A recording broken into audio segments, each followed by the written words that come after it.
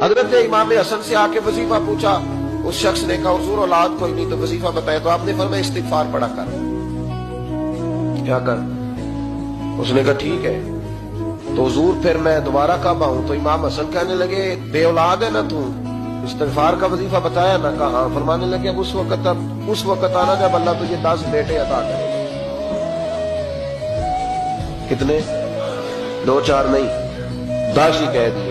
تو حضرت امیر معاویہ رضی اللہ عنہ دیکھا، کہنے لگے حسن اتنا بڑا دعویٰ؟ آپ فرمانے لگے میں نے کہہ دیا نا تو اللہ فضل کرے گا، ہاں ہاں اللہ خیر کرے گا، خیر ہو جائے گی۔ وہ شخص کئی سالوں کے بعد آیا، کئی سالوں کے بعد، تو حضرت امیر معاویہ کو بھی ساتھ لایا، کہنے لگا حضور اللہ کے فضل سے اللہ نے 10 بیٹے عطا فرمائے، پورے 10 ہی اللہ نے دیے۔ تو حضرت امیر معاویہ کہنے لگے جناب بات تو آپ کی سچی ہو گئی، پر مجھے بھی بتائیے وظیفہ کہاں سے لیا؟ فرمانے لگے قرآن پاک سے، سورہ نوح کی 10 11 12 آیت پڑھو۔ اللہ فرماتے تم استغفار پڑھو، میں تمہاری بیٹوں سے بھی مدد کروں گا، مالوں سے بھی مدد کروں گا۔ تو میں نے استغفار بتائی تھی، اور قرآن میرے اللہ کا ہے، رب کا وعدہ جھوٹا ہو سکتا؟ فرمایا 10 بیٹے ملنے تھے، میں نے کہہ جو دیا تھا۔ اور میرے بھائیوں یاد رکھیں، استغفار اللہ کی رحمت نازل کرتا ہے۔